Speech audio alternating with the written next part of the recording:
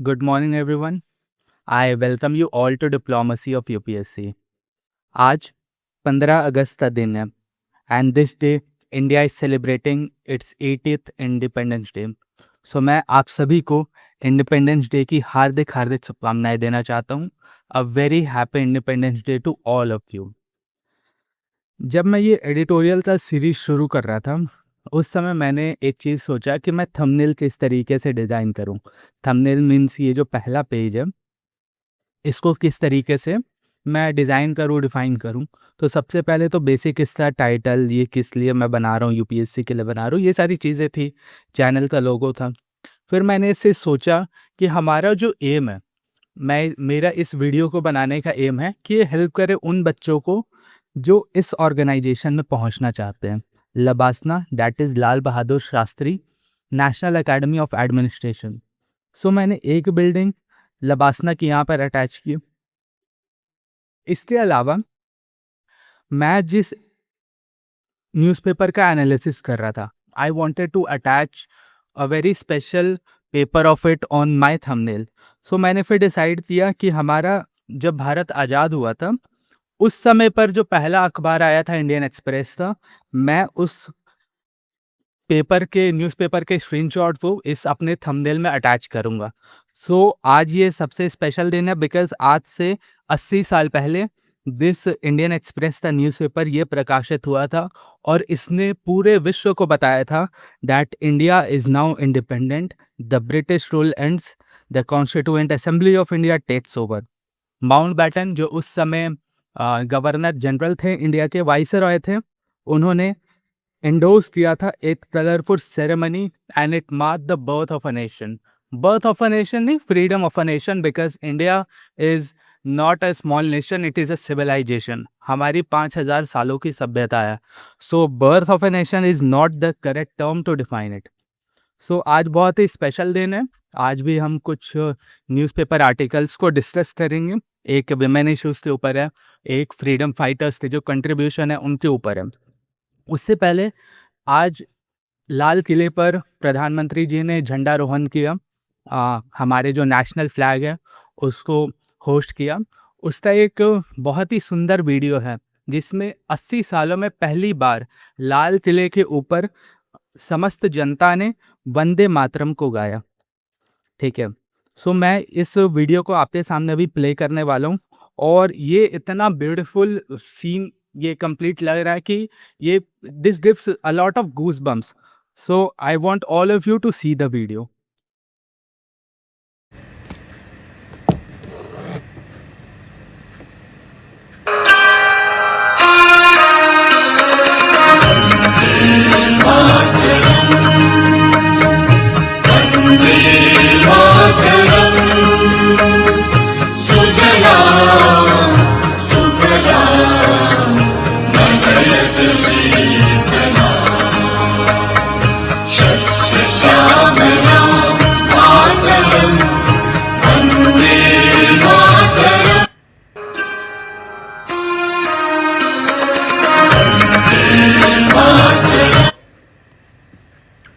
सो ये वो iconic moment था जब हमारे लाल किले पर सबसे पहली बार वंदे मातरम को गाया गया आज़ादी के बाद. ये काम बहुत पहले हो जाना चाहिए था और जो हम 2026 में we are witnessing 150 years of Vande Mataram. ठीक है. सो इसी ओकेजन पे ये सारी चीज़ें होना ये बहुत ही अच्छा सिंबलाइज करता है. So let us now start the video. कौन कौन से आर्टिकल को आज हमें पढ़ना है, लेट अस सी दैट. तो सबसे पहला एक आर्टिकल है, an independence day wish for my daughter. Basically independence, Bharat की जो आज़ादी है, ये किसी भी विमेन को किस तरीके से मैटर करती है and how does it addresses, और विमेन का क्या क्या एक्सपेक्टेशंस है अपने कंट्री से. इसको लिखा है पद्म प्रिया जानती रमन ने. ये एक रिनाउंड एक्ट्रेस है of the Malayalam industry. Basically Kerala में जितनी फिल्में बनती है उनमें ये बहुत ही जानी मानी कलाकार है. ठीक है. इसके अलावा एक आर्टिकल है हमारे वाइस प्रेसिडेंट जी ने लिखा है, from the freedom that was won to the Bharat we build. इसमें अलग अलग फ्रीडम फाइटर्स से कंट्रीब्यूशन का बात किया गया है और जिस तरीके से हमारा नेशनल स्ट्रगल फॉर फ्रीडम ये इवॉल्व किया है, उसके ऊपर एक बहुत ही सुंदर आर्टिकल लिखा है सीपी राधाकृष्णन जी ने। सो हम इस दोनों आर्टिकल को एक-एक करके देखते हैं। इसके अलावा स्टूडेंट वाज़ आस्किंग मी कि जो ये नोट्स हैं, ये जो हम नोट्स के ऊपर में डिस्कशन करते हैं, ये नोट्स हमें कहाँ पर मिलेंगे? सो आप जैसे कि हमारे चैनल पर आप जाओगे, that is diplomacy of UPSC, तो वहाँ पर आप देखना कि यहाँ पे टेलीग्राम का लिंक मैंने डिस्क्रिप्शन बॉक्स में दे रखा है, डिप्लोमेसी ऑफ यूपीएससी। देखो, या तो आप यहाँ पर जा कर के आप चैनल को ज्वाइन कर लो और वहाँ से फिर आप डाउनलोड कर लो। अदरवाइज़ आप टेलीग्राम पे डायरेक्टली जा कर के इस नाम से आप सर्च करो, आपको चैनल मिल जाएगा और ये चैनल है और यहीं पर आपको सारे तरीके के नोट्स और जो लिंक वीडियो का है, वो आपको प्रोवाइड होगा, ठीक है? सो आप इन चीज़ों को यहाँ से देख सकते हो। This article written by Padmapriya Janaki Raman ji, वो ये कहना चाहते हैं इस आर्टिकल के द्वारा that what is the real freedom for a women. एक वुमेन का what are the wishes, what are the aspiration from its country, उनके कंट्री से उनका क्या एक्सपेक्टेशन और एम्बिशंस है। सबसे पहले तो कोई भी महिला, इस ऑथर के हिसाब से कोई भी महिला चाहती है कि उन्हें डिग्निटी मिले, इक्वल अपॉर्चुनिटी मिले, as well as they get recognize for their work. So this is the independence day wish for my daughter. Editorial का कंटेस्ट ये है कि ये इंडिपेंडेंस डे के शाम को लिखा गया था, ऑब्वियसली आज न्यूज़पेपर पब्लिश हुआ है, सो ये 14th के रात में ही इसको पब्लिश किया गया होगा और फिर ये 15 को प्रिंट होकर के सर्कुलेट होता है। So this article and this editorial it is a reflection by an actor and a mother on what true freedom should be for a women, challenges the celebration of women's endurance. What do you mean by women's endurance? Endurance mean something कि जो एक बहुत कठिन काम है और वो काम होने लायक नहीं है, बट फिर भी ये एक्सपेक्ट करना कि महिलाएं उस काम को करें without any ifs and buts, ये विमेंस एंड्योरेंस होता है। And there is a need for calls for dignity as well as equal opportunity, recognition and fairness, ठीक है। We should be less impressed on how well women endure and more cautious why endurance skip bring the job requirement। मतलब women endurance एक job requirement महिलाओं के लिए आज के समय पर नहीं होना चाहिए, ठीक है। इसके कुछ यूपीएससी सिलेबस से लिंकेजेस हैं, सच दैट हम संविधान की बात कर रहे हैं, we discuss a lot of constitution के आर्टिकल्स, सो ये पॉलिटी के सेक्शन से इंपॉर्टेंट हो जाता है, एज वेल एज गवर्नेंस से। सोशल जस्टिस में महिलाओं के साथ जस्टिस करने की बात होती है, so it becomes important from that perspective also.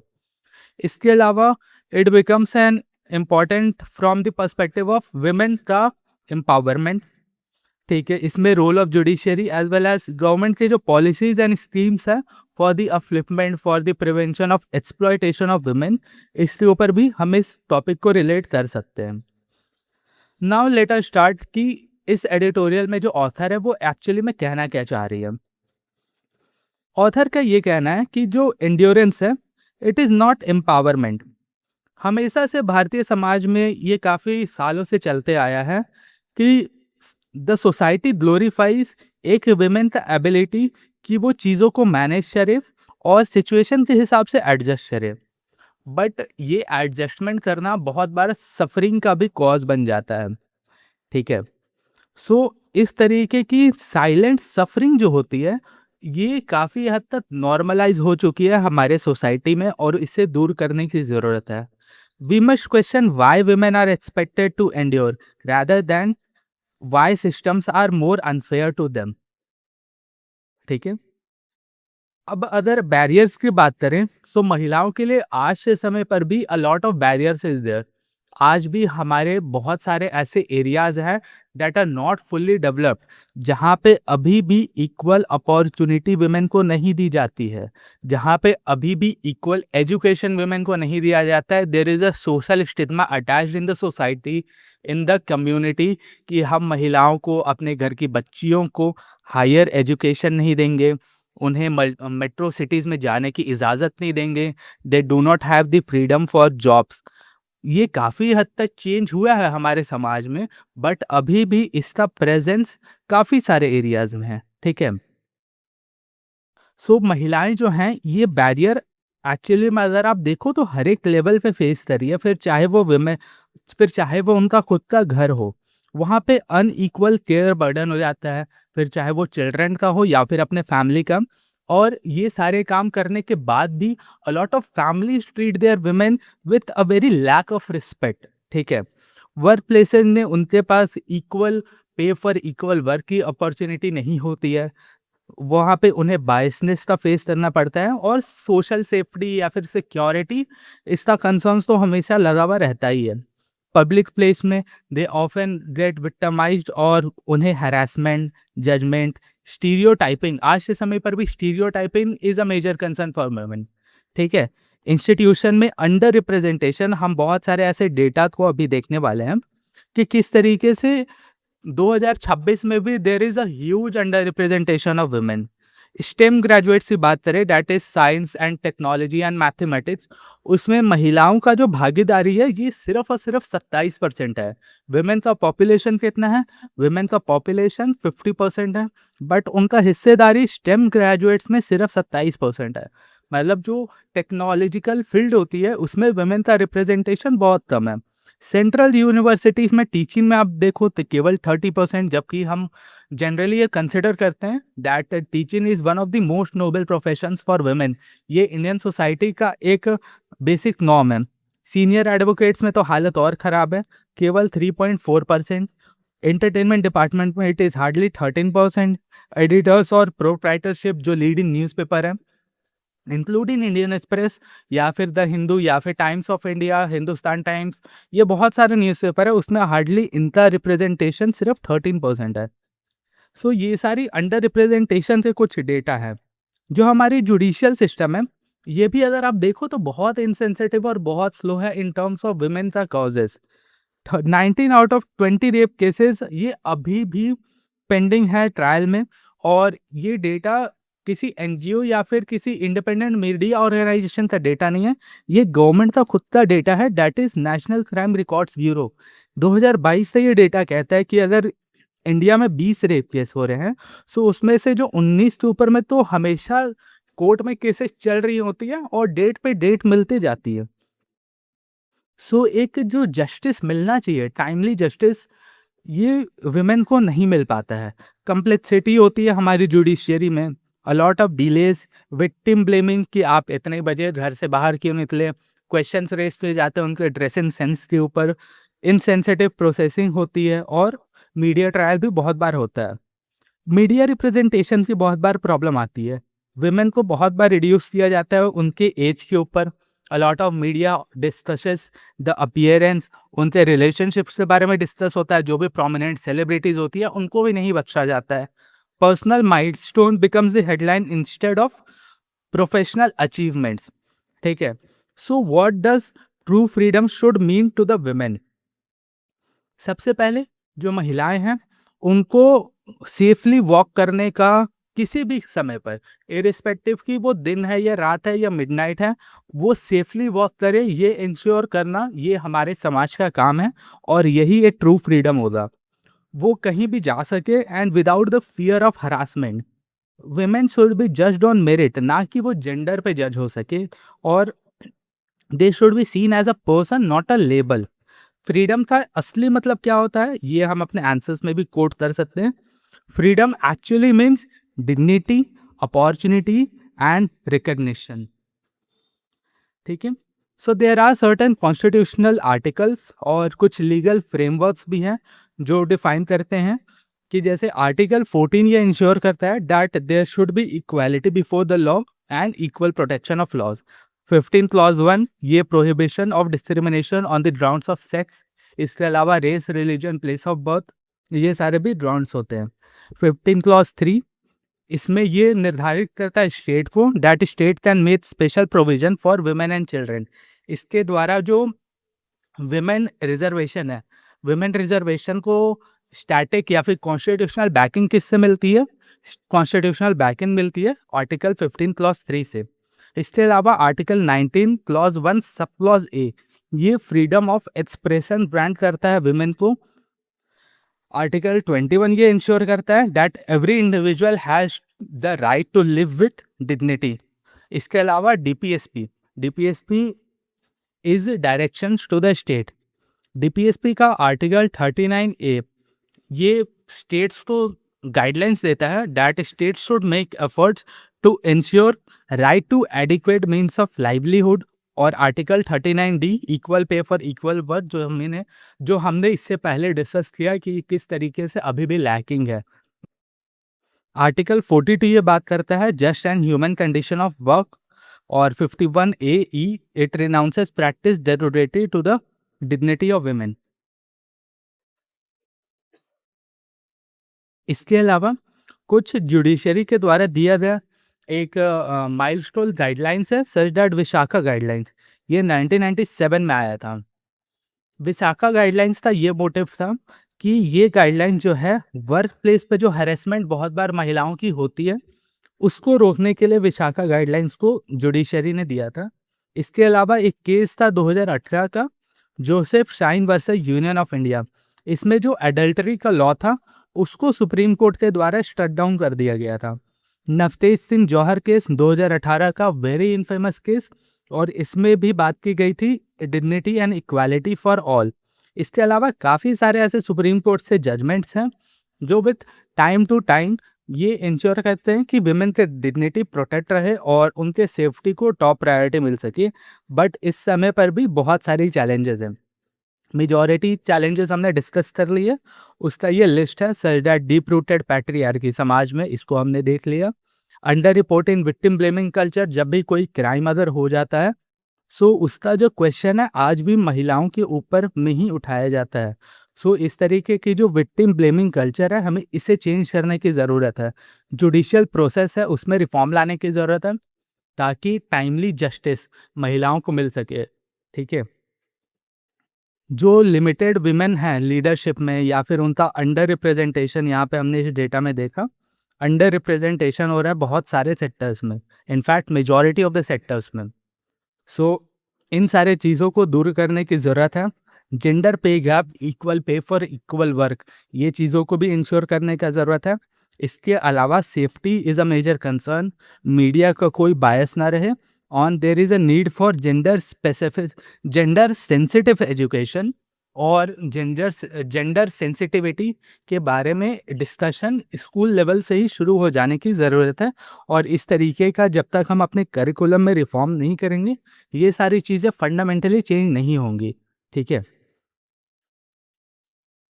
सो ये कुछ रिकमेंडेशंस हैं जो ऑथर के द्वारा दिया गया है कि हम फास्ट ट्रैक कोर्ट्स का गठन कर सकते हैं as well as women victim friendly justice delivery. इसके अलावा हमें स्टेप्स लेने की ज़रूरत है जिससे कि जो विमेन का पार्टिसिपेशन है in STEM, governance, media, sports, leadership roles इसमें बढ़ सके। स्ट्रिक्ट इन्फोर्समेंट होना चाहिए वर्क प्लेस सेफ्टी और एंटी हरासमेंट लॉस का। इसमें कुछ पॉश एक्ट भी है, so prevention of sexual harassment at work place act, ये भी एक इम्पॉर्टेंट रोल प्ले करता है। जेंडर सेंसिटिव मीडिया ये प्रमोट होनी चाहिए as well as care economy recognition as well as share domestic responsibility, कि जो डोमेस्टिक रिस्पॉन्सिबिलिटी है बच्चों का देख रेख करना, ये responsibility both mother as well as father का होता है। इसके अलावा हमें अपने एजुकेशन में सेंसिटिविटी लाने की ज़रूरत है, उसमें इन्वेस्टमेंट का रिक्वायरमेंट होगा जिससे कि इकोनॉमिक एम्पावरमेंट हो सके वुमेन का। So these are some of the reforms जो सजेस्ट कर रही है author.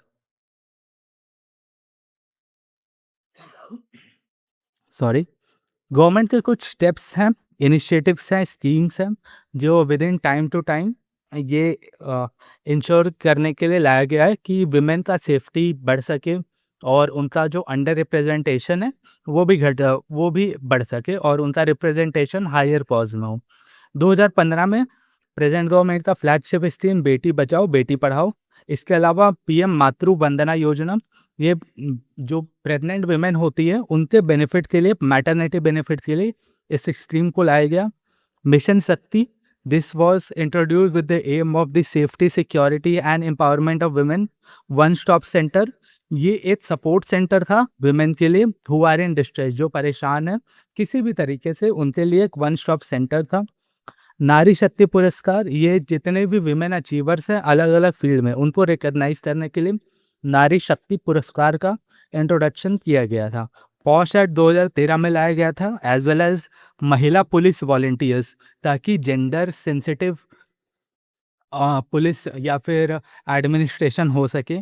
Criminal law amendment act 2013 में लाया गया था और it provided for strict provision against the sexual offences.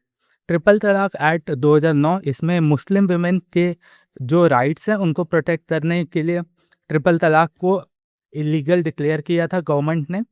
National policy for women empowerment, ये बहुत पुराना है। इसके अलावा कुछ कुछ डिजिटल इनिशिएटिव हैं सच एज साइबर शक्ति, वुमेन हेल्पलाइन नंबर 181। सो ये सारी डेवलपमेंट्स या फिर गवर्नमेंट के इनिशिएटिव्स, पॉलिसी, स्कीम्स थे जिसको गवर्नमेंट ने टाइम टू टाइम लाया है। ठीक है। सो कुछ स्टैटिक लिंकेजेस हैं, इसको भी आप देख सकते हो। एसडीजी गोल नंबर 5 ये बात करती है कि हमें किस तरीके से जेंडर इक्वालिटी अचीव करने की ज़रूरत है and there is a need to empower all the girls and empower all the women. Gender gap index 2024 में आया था और इसमें भी इंडिया की जो रैंकिंग है that was very poor. Out of 146 country, India का जो रैंक था दैट वाज 129। जेंडर पे पैरिटी, यही जो equal pay for equal work का जो कंसेप्ट है, इस समय पर भी हम जेंडर पे पैरिटी को अचीव नहीं कर पाए हैं।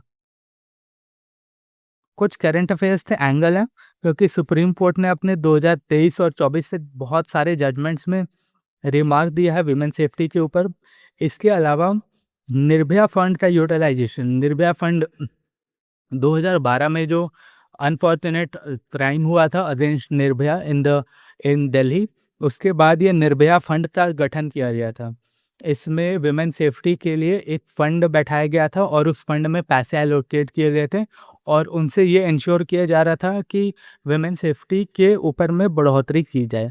But with time to time ये देखने को मिला है कि इरिस्पेक्टिव कि इसमें फंड बहुत ज़्यादा प्रेजेंट है, फिर भी ये फंड बहुत ही अंडर यूटिलाइज है। तो ये सारी जो प्रॉब्लम्स हैं इसको टैकल करने की ज़रूरत है। फास्ट ट्रैक कोर्ट्स का गठन हो सकता है। इसके अलावा साइबर सुरक्षित भारत इनिशिएटिव को लिया गया है विमेन सेफ्टी को बढ़ाने के लिए। और 2023 में जो प्रेजेंट गवर्नमेंट है उसने एक बिल पास किया था, नारी शक्ति वंदन अधिनियम। इसमें 33% जो लोकसभा की सीट्स हैं, इस लोकसभा की सीट्स को रिजर्व किया था महिलाओं के लिए। सो ये भी बहुत ही इम्पोर्टेंट बन जाता है with respect to women's representation in parliament. ठीक है। सो नाउ कंक्लूजन में हम आते हैं। ये कंक्लूजन आप विमेन एम्पावरमेंट के मेजॉरिटी ऑफ आंसर्स में डायरेक्टली कॉपी एंड पेस्ट कर सकते हो। So, this Independence Day, a true wish for every daughter is not just freedom from external chain, बाहरी बंधनों से आज़ादी के साथ साथ फ्रीडम फ्रॉम इनविंसिबल बैरियर्स, ऐसे बैरियर से भी आज़ादी की ज़रूरत है जो समाज को दिखते ही नहीं है। A just society is one where women do not have to prove their endurance but recognize for their potential. Freedom must be living with dignity, equality और वुमेन को रिस्पेक्ट मिलना चाहिए एवरी सिंगल डे। फ्रीडम एक favour नहीं है, एक right है। And let us build a world where every daughter lives. So आप इस कोट को भी यूज़ कर सकते हो अपने एसे और आंसर राइटिंग में। इसके अलावा नेल्सन मंडेला का भी एक कोट है that says that true independence is not merely to cast off our chains but to live in a way that respect and enhances the freedom of others. So this is it with respect to Independence Day wish for my daughter or for any women in India.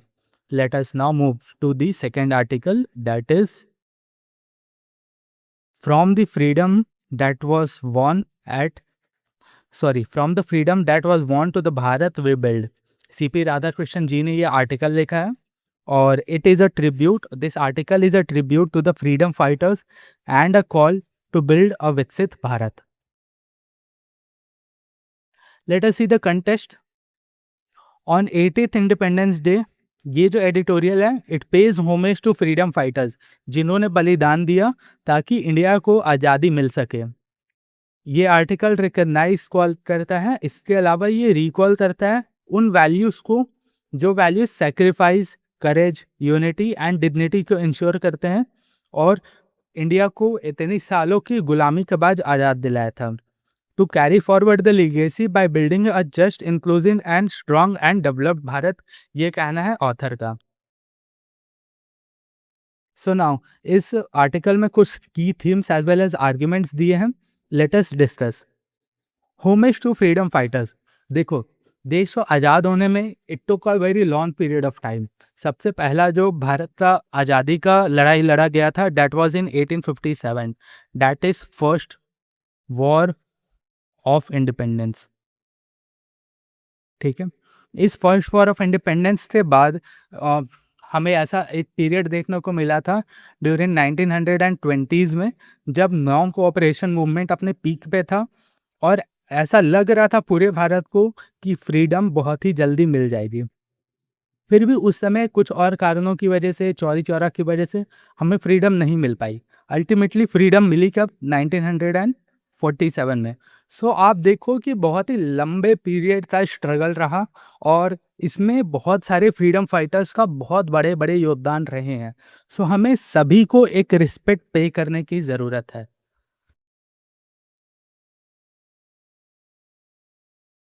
सिर्फ एक certain reason या फिर सिर्फ एक certain communities का योगदान नहीं रहा है, but the contribution has come across region and across communities. ये सारे रीजन्स के अलग अलग महान क्रांतिकारियों ने बलिदान दिया, such that tribal leaders, Birsa Munda जो झारखंड से थे, अल्लूरी सीतारामा राजू, ये आंध्र प्रदेश, प्रेजेंट डे आंध्र प्रदेश से थे। इसके अलावा काफ़ी सारे फ्रीडम फाइटर्स थे जैसे भगत सिंह, सुखदेव, राजगुरु।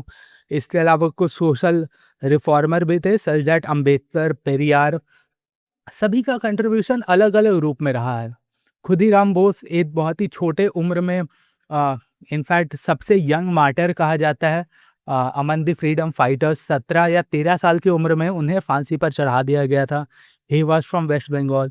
नेताजी सुभाष चंद्र बोस, उन्होंने आज़ाद हिंद फौज के गठन की थी और जिस समय पर एक मिलिट्री अलायंस बनाना और ब्रिटिशर्स के अगेंस्ट में वॉर वेज कर देना, ये बहुत ही बड़ी चीज़ें थी और उनके पास तो रिसोर्सेज भी नहीं था। सो बहुत सारे लीडर्स का बहुत बड़ा बड़ा कंट्रीब्यूशन रहता है। सरदार वल्लभ भाई पटेल, मोर देन 550 रियासतें थी, उन सारी रियासतों को केवल 18 महीने में एक साथ ला करके भारत का गठन किया था। इसी के लिए उन्हें आयरन मैन ऑफ इंडिया कहा जाता है। So the freedom has come across region and contribution from across the communities. Freedom movement ने ये बताया कि जो भारत है, भारत में रेजिस्टेंस की भावना शुरू से रही है और एक नेशनल यूनिटी रहा है। हमने नॉन कोऑपरेशन मूवमेंट में देखा कि किस तरीके से भारत के विभिन्न हिस्सों से, अलग अलग हिस्सों से अलग अलग कंट्रीब्यूशंस आई है ताकि जो आज़ादी की तरफ लड़ाई है उसमें भारत एक साथ हो करके अंग्रेज़ों से लड़े। क्विट इंडिया मूवमेंट में हमें ये सिमिलर चीज़ देखने को मिली। Tribal uprising, peasants uprising, civil uprising, civil disobedience movement movement so ये क्या दिखाता है हमें? That there was unity in diversity, और ये जो यूनिटी इन डाइवर्सिटी है it is the strength of India, और ये सबसे बड़ा स्ट्रेंथ निकल के आया था ड्यूरिंग आवर फ्रीडम स्ट्रगल।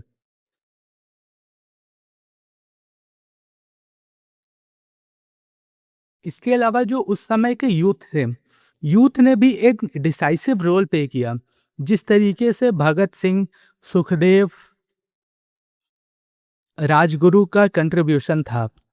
इसके अलावा बंकिम चंद्र चट्टोपाध्याय, जिस तरीके से उन्होंने अपने कविताओं के थ्रू कंट्रीब्यूट किया। खुदीराम बोस का मैंने एग्जाम्पल दिया, तो ऐसे सैकड़ों फ्रीडम फाइटर्स हैं जिन्होंने अपना अपना कंट्रीब्यूशन दिया है और अपने अपना रोल को निभाया है टुवर्ड्स द फ्रीडम स्ट्रगल। सो एक रिस्पॉन्सिबिलिटी भी बन जाता है कि ये जो फ्रीडम हमें मिली है, ये जो आज़ादी मिली है, ये जो स्वतंत्र भारत हमें मिला है, ये स्वतंत्र भारत सिर्फ और सिर्फ हमें आज़ाद फील करने के लिए नहीं है। It also comes with a responsibility. जो फ्रीडम है, फ्रीडम ब्रिंग्स ड्यूटी। ये हमें इंश्योर करना होगा कि हमारे जो कॉन्स्टिट्यूशनल वैल्यूज़ हैं, ये प्रोटेक्टेड रहें। जस्टिस इंश्योर कर पाएँ हम हमारे पॉपुलेशन को, as well as equality provide कर पाएँ हर एक इंडिविजुअल को। We have the responsibility to fight against the social evils. जो अल्कोहल की वजह से जो हमारी समाज में कुरीतियाँ आ रही हैं, इनजस्टिस हो रहे हैं महिलाओं के खिलाफ, बच्चों के खिलाफ, वल्नरेबल सेक्शन के खिलाफ, वो सभी चीज़ें रुक जाएं। और 2026 से भारत में भी जितनी तरीके की डिस्क्रिमिनेशन अभी भी प्रेजेंट है, वो सारी चीज़ें दूर हो जाएं। So there is a need to build the Bharat of tomorrow. Sacrifices के थ्रू ही एक कंट्री का जो डेवलपमेंट होता है, एक कंट्री आगे बढ़ती है। और हमारा या फिर जो गवर्नमेंट का विजन है, विकसित भारत ऑफ 2027 2047 तक हमें एक डेवलप्ड नेशन बन जाना है। सो उसके लिए बहुत बड़ी बड़ी कंट्रीब्यूशन की ज़रूरत पड़ेगी, और ये कंट्रीब्यूशन एवरी इंडिविजुअल को देने की ज़रूरत है। हिस्टोरिकल रेफरेंसेस का बात करें, वेरी इंपॉर्टेंट नहीं है, बट हाँ, 1857 में फर्स्ट वॉर ऑफ इंडिपेंडेंस हुआ था। स्वदेशी मूवमेंट देखने को मिला, जिसमें हम ने बॉयकॉट किया था विदेशी गुड्स को, विदेशी कपड़ों को। नॉन कोऑपरेशन मूवमेंट 1920 से 22 के बीच में चला, जिस समय एक पीक टाइम आ चुका था, और हमें ऐसा लग रहा था कि जिस तरीके का रेजिस्टेंस ब्रिटिशर्स को देखने को मिल रहा है, वो जल्द ही हम भारत को आज़ादी दे देंगे। बट फिर चौरी चौरा का वो जो इंसिडेंट हुआ, उसके बाद गांधी जी ने नॉन कोऑपरेशन मूवमेंट को कॉल ऑफ कर दिया, और फिर वो आज़ादी हमें नहीं मिल पाई। उसी तरीके से सिविल डिसोबीडियंस मूवमेंट आया 1930 में, एंड क्विट इंडिया मूवमेंट आया 1942 में। इसके अलावा आज़ाद हिंद फौज, उसका भी गठन हुआ था, Indian national army, Subhash Chandra Bose के द्वारा। फिर काफ़ी सारी अपराइजिंग हुई थी, और उन अपराइजिंग्स के बाद finally it was agreed by the Britishers that they will give India independence on 15 अगस्त 1947। इसमें बहुत सारे रिवॉल्यूशनरी लीडर्स थे, ट्राइबल लीडर्स थे, सोशल रिफॉर्मेंस थे। इसके अलावा विमेन का भी कंट्रीब्यूशन आज़ादी में बहुत सारा रहा, जैसे कि कस्तूरबा गांधी, उषा मेहता, अरुणा आसिफ अली, रानी गाइदिन लियो, फिर मातंगिनी हजरा, ऐसी बहुत सारी महिलाएं फ्रीडम फाइटर्स थी, जिन्होंने अलग अलग क्षेत्रों में अलग अलग योगदान दिया था। बहुत सारे अनसंग हीरोज थे, और अभी भी हैं, जिनका तो हम नाम भी नहीं जानते। हम सिर्फ प्रोमिनेंट जो फेमस फ्रीडम फाइटर्स हैं, हम सिर्फ उन्हीं का गुणगान करते हैं। बट हमारे दिल में, एक भारतीय के दिल में अभी भी एक रिस्पेक्ट होनी चाहिए, जो अनसंग हीरोज हैं, जो नॉन रिकग्नाइज्ड हीरोज हैं। जो हमारा संविधान है, संविधान भी हमें बताता है कि हमारे ऊपर बहुत सारी रिस्पॉन्सिबिलिटीज़ हैं, और ये जो आज़ादी है, इसको हमें वैल्यू करना चाहिए।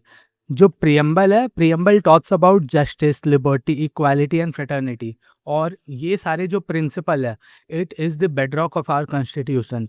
फंडामेंटल ड्यूटीज़ हमें ये बताता है कि ये हमारा ड्यूटी है टू प्रमोट हार्मनी, हमें सेफगार्ड करना है पब्लिक प्रॉपर्टी, और हमें हमेशा एक्सीलेंस की तरफ में भागना है। We have to build the best version of our self. DPSP का प्रिंसिपल जो बात करता है social and economic justice as well as welfare of people, constitutional values, secularism means to respect all the religions and to treat all the religions equally, democracy, rule of law, socialism।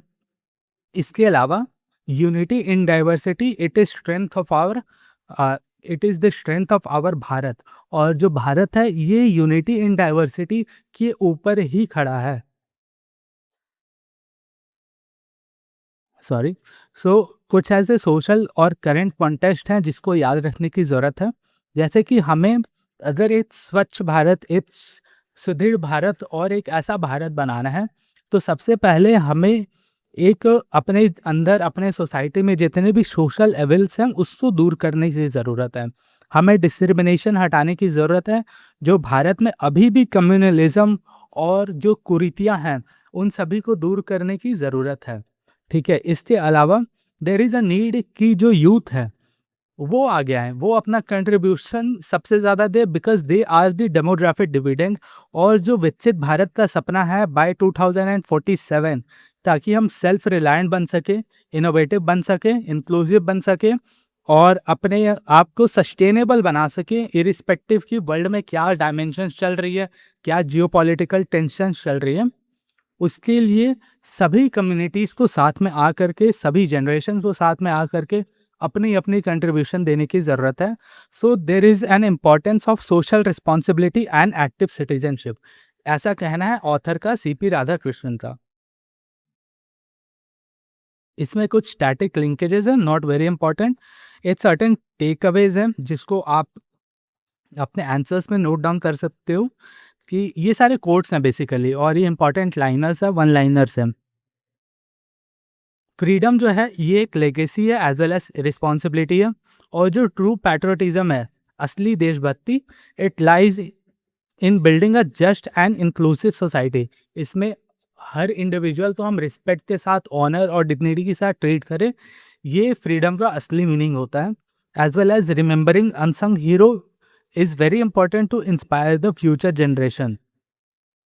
Youth जो है they must be the agents of change, not just the beneficiaries of freedom. India का progress collective होना चाहिए और इसमें कोई भी community, कोई भी सेक्शन ये पीछे नहीं छूटना चाहिए। So the true homage to the freedom fighter is to ensure that the their dream of just and prosperous and united Bharat becomes a reality. अगर हमें असली में अपने जो फ्रीडम फाइटर्स थे, अपने जो क्रांतिकारी थे, अगर हमें उन्हें true homage, true respect provide करनी है, सो हमें ये इंश्योर करना पड़ेगा कि उन्होंने जो विकसित भारत का सपना देखा था, उन्होंने एक प्रॉस्पेरस और यूनाइटेड भारत का सपना देखा था जिसमें जस्टिस सभी को मिल सके। हम जब तक इस तरीके की सोसाइटी नहीं बनाएंगे तब तक हम उन्हें प्रॉपर रिस्पेक्ट नहीं दे पाएंगे। सो दिस इज़ इट। इसके अलावा कुछ ऐसे सर्टेन कीवर्ड्स हैं जो आप अपने आंसर्स में लिख सकते हो। कुछ ऐसे फ्रीडम फाइटर्स को मैंने इंक्लूड किया है और जिनका बहुत ही कंट्रीब्यूशन रहा है हमारे सोसाइटी में। एक प्रीलिम्स का क्वेश्चन है that sorry with respect to with which aspect of the Indian freedom struggle the name Alluri Sitarama Raju is associated. 1857 का revolt, quit India movement, non cooperation movement या फिर tribal uprising in Andhra Pradesh. आप इसको अटेम्प्ट करो। इसके अलावा एक मेंस का भी क्वेश्चन है, youth participation was a defining feature in India का freedom struggle, how can today's youth contribute to a building विकसित भारत बाय 2047। सो ये दो क्वेश्चन है, मैं इसका आंसर दे देता हूँ। इसका आंसर होगा C, tribal uprising in Andhra Pradesh. और this is it with respect to this article. अगर आप एंड तक बने हुए हो, I would like to congratulate all for this wonderful concentration. और जिस तरीके से आप अभी तक बने हुए हो, thank you so much for being patient in this video. और आज के आर्टिकल बहुत ज़्यादा यूपीएससी रिलेवेंट नहीं थे, बट हाँ 15 अगस्त को आए थे। So it was very important for all of us कि हम अपना जो करंट अफेयर्स है उसमें कंटिन्यूटी को ब्रेक ना होने दें। तो कल 16 अगस्त है, कल तो न्यूज़पेपर नहीं आएगा बिकॉज़ आज के दिन छुट्टी होती है। इसके अलावा कल संडे भी है और संडे को एडिटोरियल नहीं आता है। तो अब हम मंडे को मिलते हैं अपने नए एडिटोरियल के आर्टिकल में। So this is it to the end of this video. Thank you so much और मिलते हैं